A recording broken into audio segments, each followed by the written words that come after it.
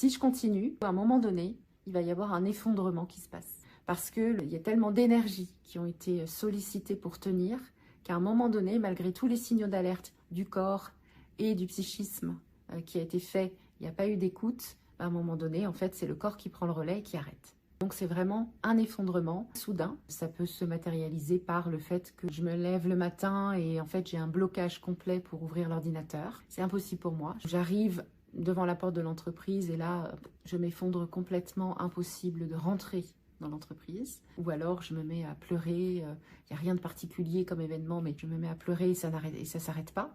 C'est vraiment un choc parce que je ne contrôle plus les choses. Alors, et la semaine dernière, j'étais au taquet, omnibulée par ma course en avant. Donc c'est un choc vraiment psychologique de s'effondrer en fait. Et c'est aussi pour ça que c'est difficile d'expliquer ce qui se passe. Parce que soi-même, on ne comprend pas ce qui se passe. Donc le fait de se poser, d'être un peu aidé par l'outil qu'on va voir à la fin de cette vidéo, d'être aidé dans le discernement de ce que je peux sentir, ça peut être intéressant pour ensuite donner l'alerte en fait et être accompagné.